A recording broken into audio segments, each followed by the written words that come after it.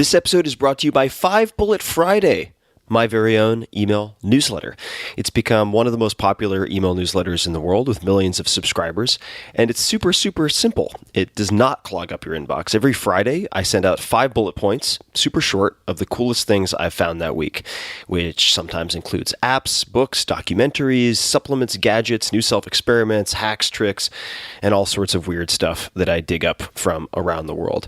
You guys, podcast listeners and book readers, have asked me for something short and action-packed for a very long time, because after all, the podcast, the books, they can be quite long. And that's why I created 5 Bullet Friday. It's become one of my favorite things I do every week. It's free. It's always going to be free. And you can learn more at tim.blog/Friday. That's tim.blog/Friday. I get asked a lot how I meet guests for the podcast, some of the most amazing people I've ever interacted with. And little known fact, I've met probably 25% of them because they first subscribed to 5 Bullet Friday. So you'll be in good company. It's a lot of fun. 5 Bullet Friday is only available if you subscribe via email. I do not publish the content on the blog or anywhere else. Also, if I'm doing small in-person meetups, offering early access to startups, beta testing, special deals, or anything else that's very limited, I share it first with 5 Bullet Friday subscribers. So check it out, tim.blog/Friday. If you listen to this podcast, it's very likely that you'd dig it a lot. And you can, of course, easily subscribe anytime. So easy peasy. Again, that's tim.blog/Friday. And thanks for checking it out, if the spirit moves you. Optimal minimal. At this altitude, I can run flat out for a half mile before my hands start shaking. Can I answer your personal question? Now would seem an appropriate time. What if I did the opposite? I'm a cybernetic organism, living tissue over metal endoskeleton. Ferriss Show. Hello, boys and girls. This is Tim Ferriss. Welcome to another episode of The Tim Ferriss Show, where it is my job to deconstruct world-class performers of all different types, to tease out the routines, habits, and so on that you can apply to your own life. This is a special in-betweenisode, which serves as a recap of the episodes from the last month. Features a short clip from each conversation in one place, so you can jump around, get a feel for both the episode and the guest, and then you can always dig deeper by going to one of those episodes. View this episode as a buffet to whet your appetite. It's a lot of fun. We had fun putting it together. And for the full list of the guests featured today, see the episode's description, probably right below wherever you press play in your podcast app. Or as usual, you can head to tim.blog/podcast and find all the details there. Please enjoy. First up, Arnold Schwarzenegger, legendary bodybuilder, actor, businessman, philanthropist, and 38th governor of California, and best-selling author of Be Useful, 7 Tools for Life. So let's talk about one of the rules. Never think small. You seem like the walking archetype of not thinking small. You've lived multiple lifetimes compared to most people. How would you suggest people think of never think small, or what stories come to mind that from your life exemplify that? Just the very beginning. I mean, for me to go and say, I want to compete in the junior Mr. Europe competition rather than just in the Mr. Austria competition, I trained just as hard as everyone else in the gym. Their goal was just smaller. They said, I want to be Mr. Austria. And I said, I want to be Mr. Europe. So I'm going to start with Mr. Junior Mr. Europe, the best built man of Europe. I'm going to go to this competition. And I was thinking bigger. And I was training as hard as they were. Everything was the same. But then when I won that competition, because I had a very clear vision, that's what I want to win, that immediately launched me into getting a job, become a trainer in Munich in a bodybuilding gymnasium. Now imagine how in heaven is that? You're a young bodybuilder, you're 18 years old, you just won your first international competition, you win some local competitions in Austria, you win some powerlifting competitions, some weightlifting competitions, but now you're junior Mr. Europe, and you have this trophy. And now you're getting a job to train in the second biggest gym in Munich. So that was like absolute heaven. So with 19, I started training, become the trainer in the gym. So now I had the opportunity to train day and night. If I never wake up because I was sleeping in the gym, I was waking up and I was training I was taking a nap in the afternoon. I was training before going to sleep at night after dinner. I was training day and night. So this is a dream. But it was all because I thought big. They were still stuck working for some bathhouse in Austria or for the government or being a trash collector or being a teacher or something like that. They were still stuck in the same job. I was already moving on to Munich, and I was already a trainer in a bodybuilding gymnasium, making this the launch pad to America, which was my ultimate dream. So this is what I'm saying. So it didn't take more work to think big. It's just thinking big makes you bigger. And what my point is it takes just as much effort. And I learned again from bodybuilding. From that kind of thing, I learned that don't hold back. So when I went within the age of 19, I was the youngest Mr. Universe competitor. I competed in a Mr. Universe contest. I placed second. I placed runner-up. So that a year later, I went back with the age of 20 and won Mr. Universe, the youngest Mr. Universe ever. But this is all because I was thinking big. I was not saying, oh, maybe in a few years from now I go there, or I shouldn't go there right now, or something, or it's too early, or this. And then it's just start thinking right away, I'm going to go for the second Mr. Universe next year. I'm going to go to America. I'm going to go and make Joe Weider aware of me and, make sure that I win another competition and all this. So I was driven bigger and bigger and bigger. And even when I got into acting, I didn't look at it as kind of like I'm going to get some character roles. I wasn't interested in character roles. I wanted to be another Steve Reeves or Reg Buck. They were the stars of the Hercules movies. Clint Eastwood was the star. We always Clint Eastwood, in a fistful of dollars. Clint Eastwood in a few dollars more. Clint Eastwood in this movie. Whatever it was like, that's what I wanted. Charles Bronson, I want to be like Charles Bronson. I want to be like Warren Beatty. I want to be like those guys. They were the top stars. And that's what I saw myself. And they said, well, this ladder is very hard to build or to climb up to. I said, well, then I built my own ladder. I built my own ladder, and then I know exactly how to get up there. And that's exactly what I did. I created my own way of getting up there. I took 5 hours that I learned in bodybuilding. I took 5 hours every day of working my ass off to train and to train and to train and to pose and to pose and to do all the stuff that I needed to do. I said, I'm going to do the same 5 hours, but I'm going to go and learn English. I'm going to learn acting, speech lessons, voice lessons, accent remove lessons. Well, I should get my money back for those. But in any case, I took all of those lessons 1 hour every day, and I was grinding it out. And then I remember eventually it happened. People started hiring me. And the great thing was that I felt that I should not be financially vulnerable. So I first got into real estate, and I worked my ass off in real estate. My first million I actually made in real estate before I really got into acting. And that helped me because now when they came to me with stupid parts and says, do you want to play a bouncer? I said, fuck no. Why would I play a bouncer? They said, well, what about a Nazi officer? You have the German accent. I said, no, I don't want to be a Nazi officer. I said, I want to be a star. I want to be a leading man. I want to get rich and famous. Just like Clint Eastwood and Charles Bronson. And they said, you're crazy. It would never happen. Well, I applied the other rule, which is don't listen to the naysayers. So I worked my ass off. I did exactly what I did in the bodybuilding. I did in the movies. Eventually it happened. I started doing the Jane Mansfield story. I started doing with Kirk Douglas and Anne Margaret, the villain. I was doing Streets of San Francisco. I was doing Stay Hungry and Pumping Iron, all in the 70s. And even with Lucille Ball, doing Happy Anniversary and Goodbye. So I did all of those kind of things. And then that led to the big role. And now I've arrived, starring role in Conan the Barbarian. When John Milius saw me, he says, if we wouldn't have Schwarzenegger, we would have had to build one.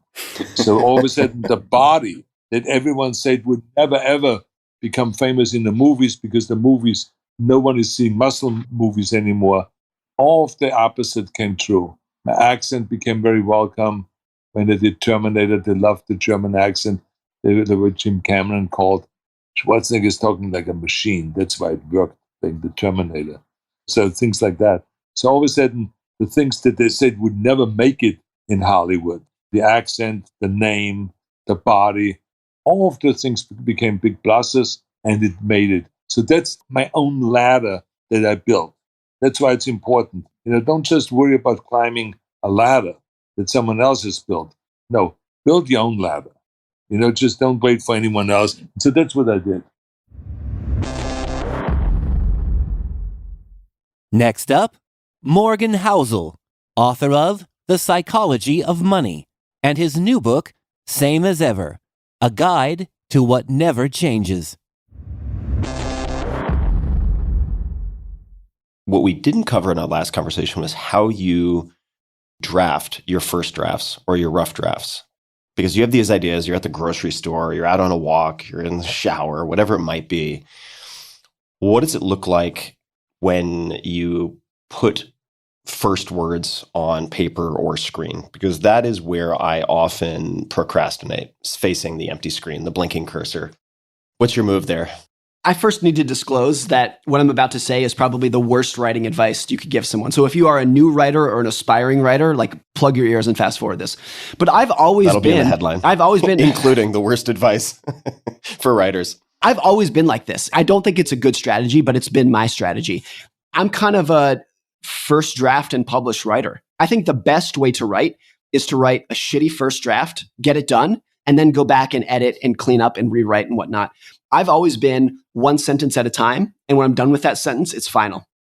So by the time I get to the bottom of the article or the bottom of a chapter, it's pretty much done. But that's not because I can write a perfect first draft. It's because I'm not going to leave this sentence that I'm writing until it's perfect. I'm not going to move on to the next sentence until every word is perfect. So that's always how I've been. I believe Kurt Vonnegut talked about swoopers and plotters. I may be getting the wording wrong, but swoopers are the vomit a first draft, refine into a diamond. And then the plotters are the line at a time, one small facet at a time, and then they're kind of done. I tend to err on the side of being closer to that myself. However, that doesn't seem to work unless you have a clear idea of what your structure is going to look like, or at least of where you're going to start, so that you're not then endlessly swapping things around or scrapping the first half, in which case you're edging more towards that refine. So how do you figure out the structure of a piece or what your lead is going to be?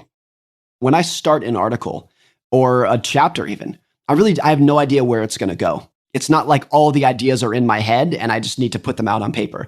And I feel like the process of writing is the research process for me. And so that's kind of where the plotter style comes in, which is I write one sentence and I sit there and stare at it.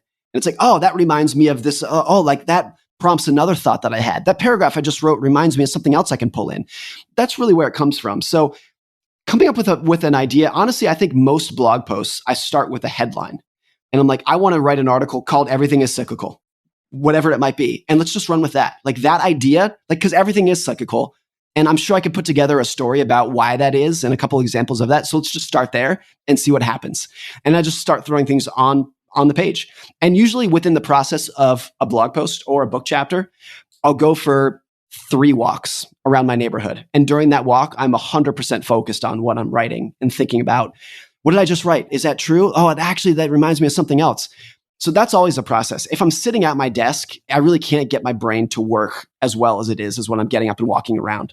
So very often too, if the weather's bad outside, in the middle of writing, I'll get up and fold the laundry or get up and do the dishes, get up and just walk around the house. It's just I think movement is really critical to forming new thoughts and moving the piece along, which is so critical when you don't know where it's going to go when you started writing it.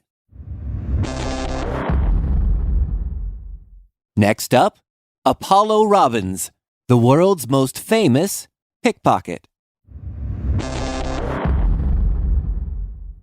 I knew that I could figure out how to put something inside of a bag of M&Ms and then reseal it in real time without anybody noticing.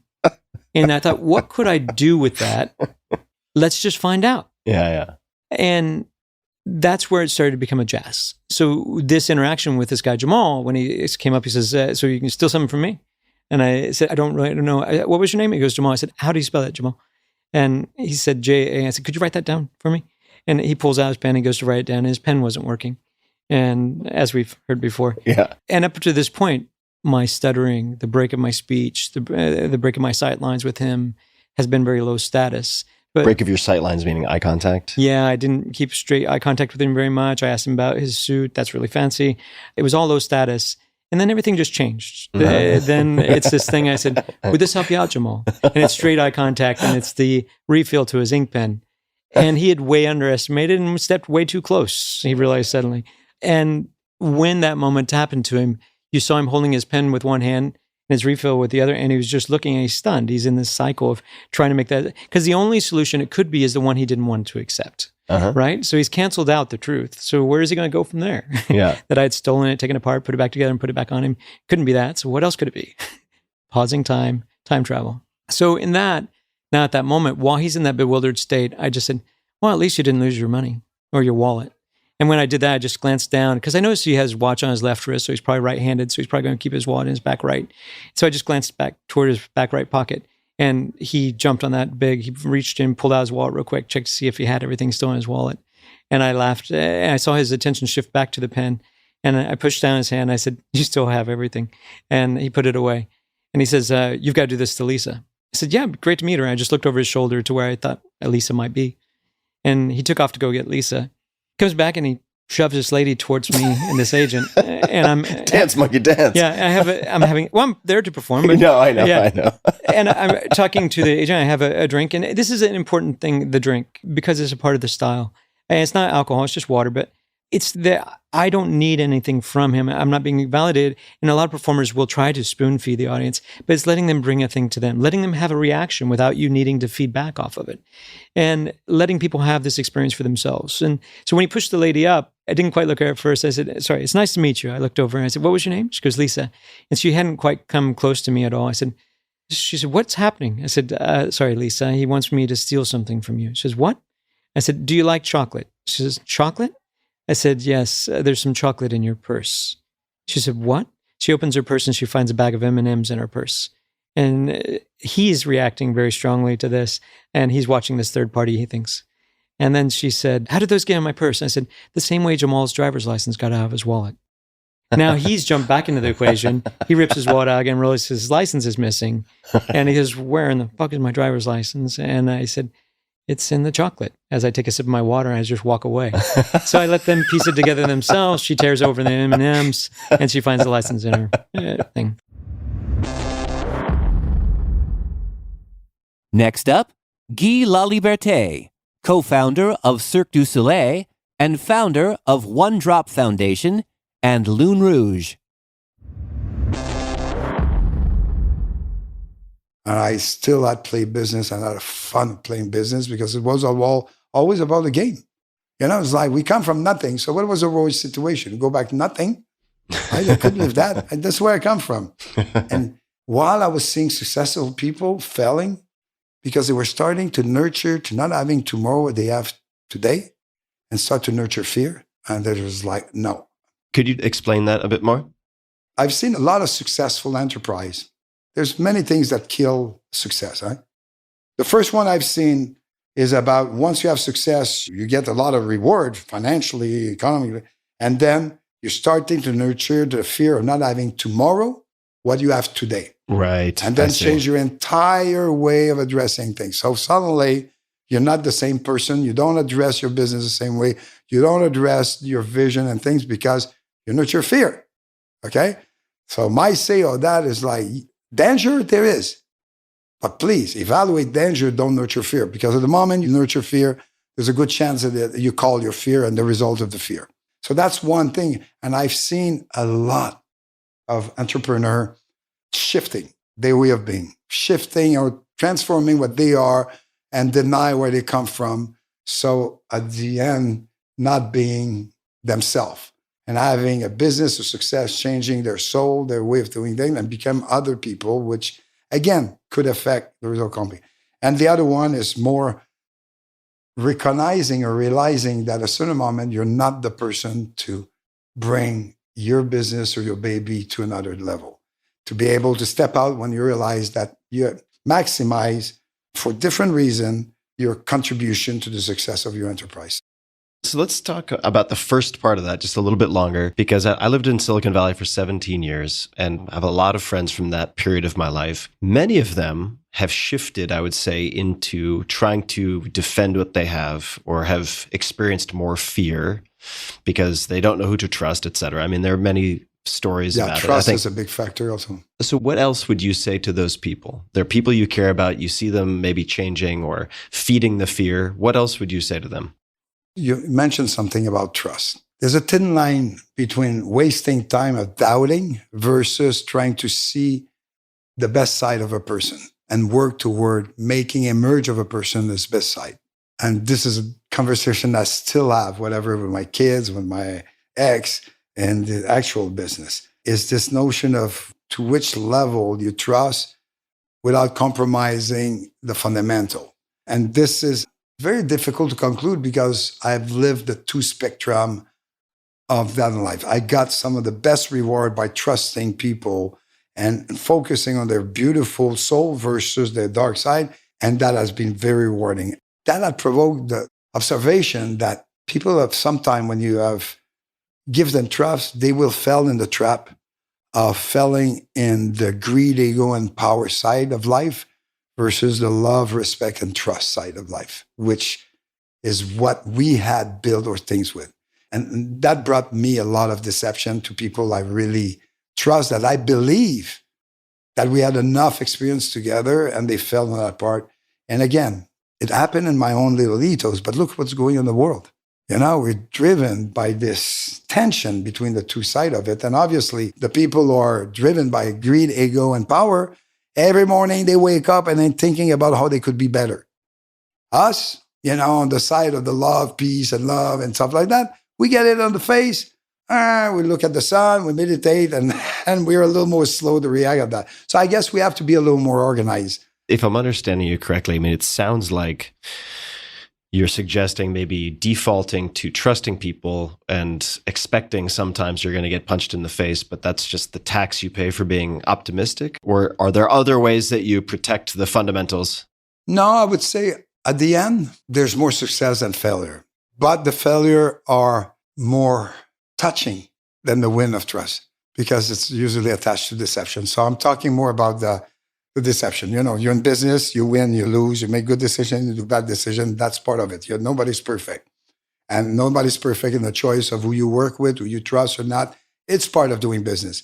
It's more deep than that, what I'm saying. It's just like, so this is why I guess as much honest conversation at the beginning to establish not the contract. This is why in my contract, I always not put just the legals part. I always start the first page by the assumption, the spirit of how a deal is done.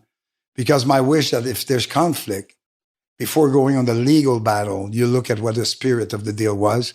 And if you have sensitive people, intelligent people, they will relate to this foundation versus the word of the legal things. And that's actually a page in the document that has the contract. It's a page in the contract. Mm-hmm. It's a page in the contract. Where the first page is not about legal stuff. It's about the philosophy, the spirit of why we're doing the dream. What had brought us to that deal? What is the spirit of the deal? Okay, I made the mistakes to forget that sometime. And this was the most chaotic things because I'm telling you, it's like, if you're not attached to the spirit and it's just legal, we're living in a country, you know, not America, especially in the States, hitting me will make me happy, making mistakes and not clear. It's much more difficult for a person to deny the spirit if it's been written down. He will deny it and say, it's not what I say. Mm-hmm. Because when you try to bring the spirit in an oral conversation, they will always find a way to justify that it's not what they say. Yeah, that's smart. Right, the thing, it's very difficult for them. Then it's betrayal. Yeah. You understand? Then you know it's a betrayal. It's not a misunderstanding.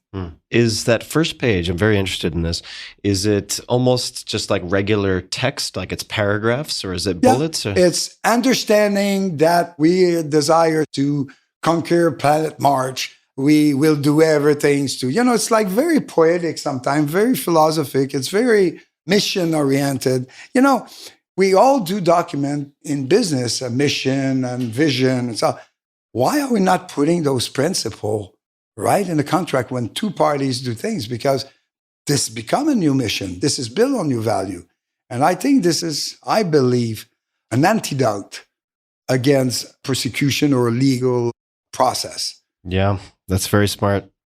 Well, I've not been that smart all the time because I'm in some case that I forgot to put it, or my family office, I forgot to put it. But now I'm telling you, this will be from now on. Even with experience, I did forget to put it because I guess I even trusted more that I believed that I should not put it in it. And that became the biggest betrayal in business I ever did. So now it's there forever. Next up, Rich Paul, power broker and superstar agent behind LeBron James and Draymond Green. You said in a GQ interview, which had a great title, so Rich Paul, Power Broker of the Year, that the biggest obstacle or one of the biggest obstacles for young players in learning how to become a pro or be a pro is establishing infrastructure. Yes. What do you mean by infrastructure? Most guys, that's athletes especially, they've come from an environment to where everyone along the way has made it about them. And so if you have the mentality that it's only about me, then you're not going to value other people and what their capabilities are, what their expertise is. But if you're a walking corporation, we can't name one corporation that does not have infrastructure. Organization, they have an organizational chart. They have people that do certain things, and there's clarity within that infrastructure. But it comes with the cost. And so most athletes don't want to do what? They don't want to pay anybody to do anything because along the way, everyone has did things for them for free. But it wasn't really for free. It was to be able to be standing there next to them at a time where there was actually something to gain. So I'll sacrifice this now when you're an amateur to be able to stand next to you to get some crumbs or whatever the case when you become a pro. And whatever their aspirations were, if it was to hang out, the girls, to travel, whatever it is, the money, whatever it was. But you see what they did. Basically, you created something that ultimately became your own demise because up front, you taught them wrong. You taught them, oh, I'm doing this out of love. I'm going to pick you up. I'm going to do this. I'm going to do that. All to turn it around on them when they start making money and say, remember when I did this or I did that? Well, that's not fair to the player. And it's also not fair to yourself. What the conversation should be like is, look, I understand you don't have the ability to pay for anything. And if you're a parent, I'm doing it out of love. I love you. You're my kid. But if you're somebody else, just be honest with it. Hey, look, I'm going to do all I can to help you get to where you need to go. Once you get there, if there's an opportunity for me, then I'm going to do all I can to position myself to where if you give me that opportunity, I can then be of value to you. Very simple. Yeah, when free isn't free, right? It's an unclear prepayment for things to come later. That's when it seems like things can get extremely messy. How do you help them when they say sign with you or even just start to develop a relationship with you to take the first steps for building out infrastructure? What are some of the first steps that you might recommend? I would say checks and balances, really getting the proper financial team in place. And that's everybody from a CPA to the guy who manages your investment portfolio or the company that manages your investment portfolio. Really having somebody monitor that because that's a very fragile thing there. But at the same time, deciding what it is that you want. I like to live a certain way now that I understand better on how to live. And so if you are a single man with no family, do you really need a 20,000 square foot home? Probably not, right? You're not going to be home half the time. Do you really need to fly private? Probably not. So there's different ways to go about it. But what's most important? Should you hire a chef? Yes, you should. Should you take a shortcut on that? No, you shouldn't. Do you know the difference between a chef and a cook? You should find that out because this is very important. Your chef should then go and sit with your nutritionist on your team and figure out, you should do all the testing, everything you need because your body ultimately is the engine that keeps you running. That's how you make your money. What are some of the key ingredients for sort of emotional support and stability? I'm just imagining young athletes who are suddenly in the limelight. They have all the temptations. They have a lot of pressure. There must be And I know a few professional athletes who've gone through these periods that are very challenging. And certainly after retirement or the end of their playing years, some very challenging times. What have you seen in terms of the best ways to support? That could be from your side. It could be other ingredients, player health on that side of the ledger. Nowadays, I think there needs to be someone that players need to talk to and be open-minded to having a therapist to get stuff off their chest. Because they deal with a lot. I think it's also important for players to not feel entitled to do things. Oftentimes they feel like they have to take on all of this onus to do something for other people, and that's not real. Because when it comes down to it, if you ask probably 80% of the players that aren't in the position they used to be in and ask them who can do for them, it's not going to be many, if any, for that matter.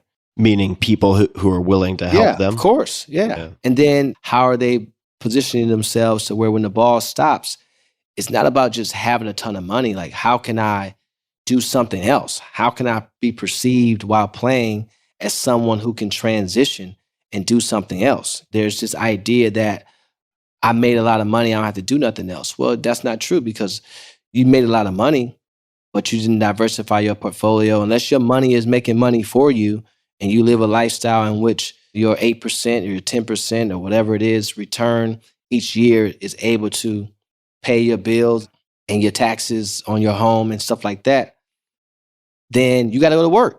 You have to go to work. And it's a big difference when you made $50 million this year and then next year you made nothing. It's just tough.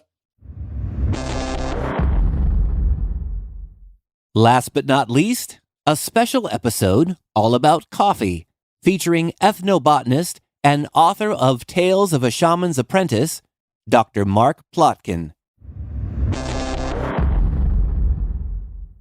About the same time that coffee was being introduced into South America, the Dutch East India Company began importing large shipments of coffee from Java, then in the Dutch East Indies, now part of Indonesia, into Holland in the year 1711.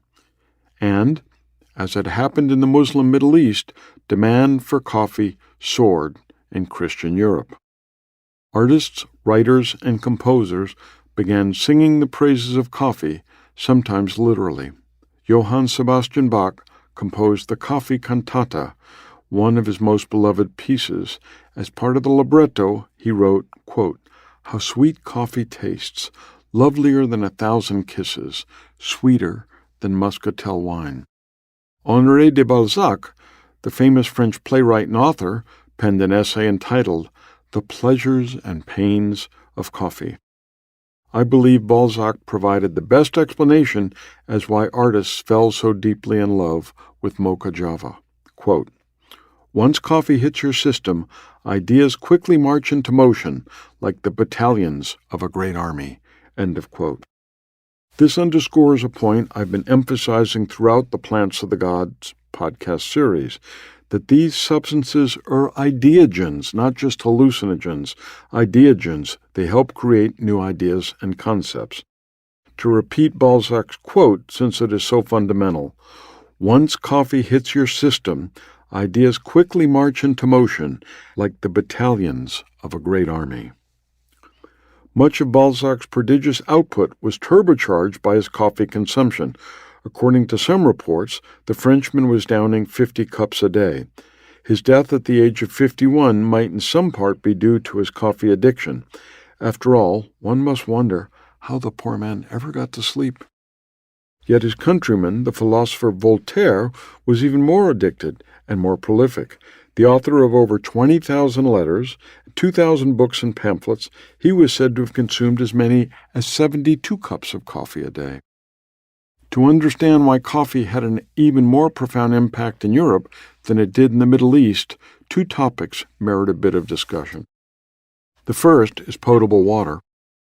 As the human species began to relinquish the hunter-gatherer lifestyle, people began to live together in greater numbers and in greater proximity than ever before.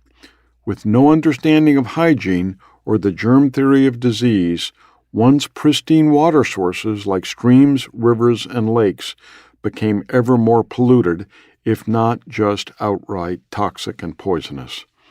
This at least partially explains Why beer was invented at the same time and in the same place as agriculture, the Fertile Crescent of Mesopotamia, about 8,000 years ago, in what is now Iraq. Because the preparation of beer, and later coffee, involves boiled water, microorganisms were reduced or killed. And because beer and wine were alcoholic, microorganisms were reduced or eliminated. Hence, beer, wine, and coffee were much safer to drink than water. Prior to the advent of coffee in Europe, and given the absence of the Islamic prohibition of alcohol, many Europeans drank the equivalent of near beer all day long. The result was a population which lived and worked in what was essentially a constant state of mild befuddlement. The advent of coffee proved to be a revelation. Thanks to the caffeine, coffee, in moderation at least, enhances alertness, concentration, cognition, and productivity. In the words of Anthony Wilde, they, quote, exchanged a state of permanent inebriation for a state of permanent caffeination. I love that quote. Not only was coffee safe to drink, but consumers could think more clearly and work better, harder, and longer hours. The increasing availability of coffee and the growing number of coffee houses in which it was consumed and new ideas were proposed and debated has been hailed as, quote, a brain explosion, not unlike what most certainly happened when our pre-human ancestors first consumed magic mushrooms, fermented fruits, and coffee beans in East Africa. As had been the case in the Muslim world, coffee houses became wildly popular and proved to be a meeting of the minds and different classes and cultures with endless conversations literally fueled by a botanical stimulant. And now here are the bios for all the guests. My guest today doesn't really need an introduction, but I'll lead into it this way, and I'm going to keep my preamble short. The world's greatest bodybuilder, the world's highest paid movie star, the leader of the world's sixth largest economy. These are all the same person. Sounds like the setup to a joke, but this is no joke. This is Arnold Schwarzenegger. And for those who don't know, he is an Austrian-born bodybuilder, actor, businessman, philanthropist, best-selling author, and politician. He served as the 38th governor of California.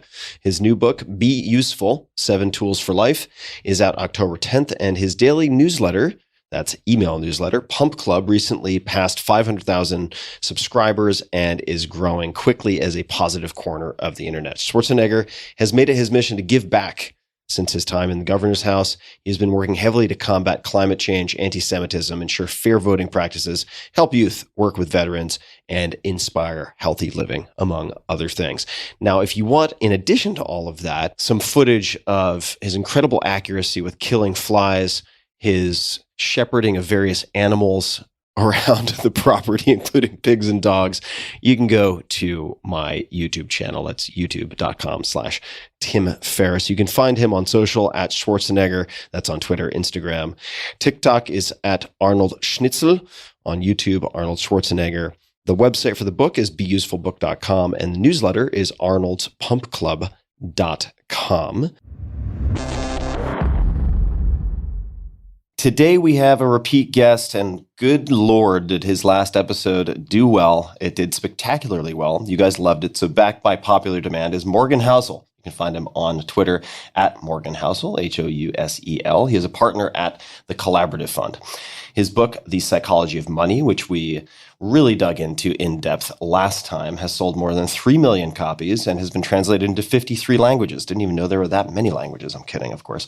He is a 2-time winner of the Best in Business Award from the Society of American Business Editors and Writers and winner of the New York Times Sydney Award. I might be jealous. In 2022, MarketWatch named him one of the 50 most influential people in markets. Good friend to have. He serves on the board of directors at Markel. Morgan's new book is Same as Ever, subtitle A Guide to What Never Changes. You can find my first, and as I mentioned before, widely popular interview and very tactically dense interview with Morgan at tim.blog/Morgan Housel. Going meta, very briefly, for those who have not listened to the show, this is a show about deconstructing world-class performers across many different disciplines to tease out the habits, routines, frameworks, etc., that you can borrow and apply to your own lives. And sometimes you find gems in the most unusual of places. And today's guest may be an example of that. Apollo Robbins. Apollo Robbins is often referred to as the gentleman thief. He first made national news when he pickpocketed the Secret Service while entertaining a former U.S. president. And we will get into that story. Forbes has called Robbins, quote, an artful manipulator of awareness, end quote, and Wired has written that, quote, he could steal the wallet of a man who knew he was going to have his pocket picked, end quote. And that is an understatement, a vast understatement. And if you want to get an idea of what that looks like, you can also check out the video that we took for this podcast on my YouTube channel at youtube.com/Tim Ferriss. So listen to the audio, but definitely also check out some of the visuals. Robbins' entertainment credentials include the Warner Brothers film Focus with Will Smith and Margot Robbie, along with appearances in Brooklyn Nine-Nine and the TNT series Leverage. He was a producer and co-host for National Geographic's Brain Games, which was nominated for an Emmy for Outstanding Informational Series. Robbins applied his expertise in magic and misdirection beyond entertainment, pulling back the curtain to show how the principles behind these illusions can enhance strategic thinking and decision-making. And we get into how much of what he has cultivated can transfer to other areas. And that really, at its core, is what this podcast is about, to train you to see those hidden threads or those through lines. His contributions to attention and perception research have been published in Scientific American Mind and Nature Reviews Neuroscience. He has delivered lectures at Harvard Kennedy School, MIT Sloan School of Management, and the Society of Neuroscience. He has been profiled by The New Yorker, which is an amazing profile, and featured in The New York Times, The Atlantic, National Geographic, and The Wall Street Journal, among others. Robbins' TED Talk, The Art of Misdirection, is ranked in the 20 most watched TED Talks of all time and has been hailed by the TED editors as a revelation in the flaws of human perception. You can find all things Apollo Robbins at apollorobbins.com, and you can find him on Twitter at Apollo Robbins. My guest today is Rich Paul. Rich Paul is the CEO and founder of Clutch Sports Group, the powerhouse agency representing some of the biggest athletes across major professional sports. Paul founded Clutch Sports in 2012 in his hometown of Cleveland, Ohio, where he forged a unique and personal approach to representing top NBA talent, putting athletes first and empowering them to build careers and brands on and off the court. And some of his numbers are just unbelievable. And we get into stories from negotiations and much more in this conversation. In 2019, Clutch Sports partnered with United Talent Agency, otherwise known as UTA. Paul serves as UTA's head of sports and is an agency partner, and he was appointed to UTA's board of directors in 2020. In 2019, Paul was also named GQ's Power Broker of the Year and dubbed the Kingmaker on the cover of Sports Illustrated. In 2021, Time recognized Clutch Sports on its first ever list of the Time 100 most influential companies, and Variety recently named Paul to their Variety 500 list of the most influential business leaders shaping the global media industry. Paul is also credited with driving the reversal of the so-called Rich Paul rule, which would have banned agents without a college degree from representing NCAA student athletes. In 2021, Paul and 3 former Nike executives formed a company called Adopt, a creative agency focused on sport, wellness, nutrition, tech, and other consumer-facing products. In 2022, Paul joined the board of trustees of LACMA and the board of directors of Funko and Designer Brands. And this year, in 2023, he joined the board of directors of Live Nation. He is also a minority partner of the Spring Hill Company.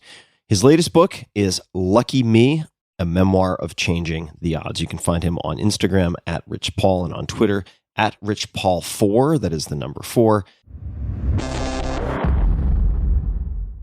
My guest today has been in the works for a long time. I'm thrilled to have him. And if I'm not mistaken, this is his first long-form podcast ever, Guy Laliberté, who is the founder of Cirque du Soleil, One Drop Foundation, and Lune Rouge. If I'm pronouncing that correctly, my apologies for the French, which I do not speak. He was named by Time magazine as one of the most influential personalities in the world and has been recognized as one of the most creative and innovative minds by Condé Nast. An artist, entrepreneur, and philanthropist, Guy is a 3-time winner of the Ernst & Young Entrepreneur of the Year Award, which included World Entrepreneur of the Year. He is a Knight of the National Order of Quebec and an inductee of the Canadian Business Hall of Fame. Guy has been granted the insignia of the Order of Canada, the highest distinction in the country, and in 2010 received his star on the Hollywood Walk of Fame. Guy now dedicates his time to his company, Lune Rouge, and his international nonprofit, One Drop Foundation, which aims to ensure sustainable access to safe water, sanitation, and hygiene for communities everywhere through innovative partnerships, creativity, and the power of art. This is a wild conversation full of a lot of unbelievable stories. And we take a few minutes to warm up, but definitely stick around. There's a lot to learn. There are many, many negotiation tactics, philosophical tenets, and more that you can pick up from this conversation. You can find him on Instagram at Guy Laliberté DJ, and you can find his new projects, which are brand new projects, and they will contain descriptions of some different projects that we allude to at the end of the conversation, and that is Froogs, FROOOGS.com, and you can get to the English with /EN. So froogs.com/EN. This is going to be a slightly different episode. This time around, we have a special edition featuring my friend, Dr. Mark Plotkin, famed ethnobotanist.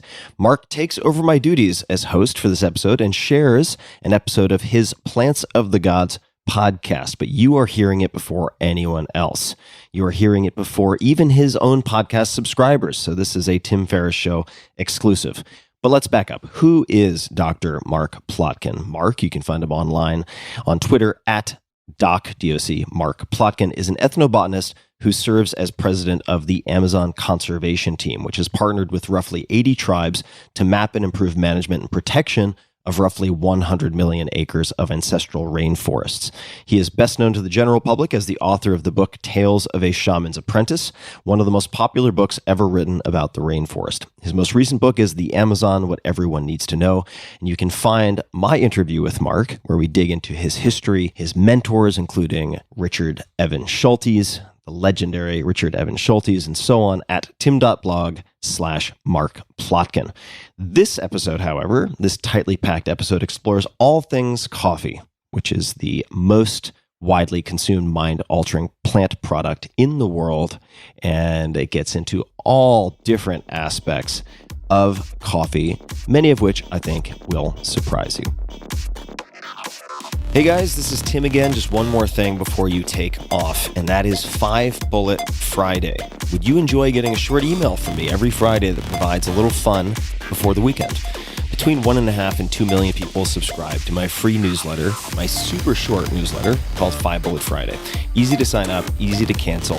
It is basically a half page that I send out every Friday to share the coolest things I've found or discovered or have started exploring over that week. It's kind of like my diary of cool things. It often includes articles I'm reading, books I'm reading, albums perhaps, gadgets, gizmos, all sorts of tech tricks and so on that get sent to me by my friends, including a lot of podcast guests. And these strange esoteric things end up in my field, and then I test them, and then I share them with you. So if that sounds fun, again, it's very short, a little tiny bite of goodness before you head off for the weekend, something to think about. If you'd like to try it out, just go to tim.blog/Friday. Type that into your browser, tim.blog/Friday. Drop in your email, and you'll get the very next one. Thanks for listening.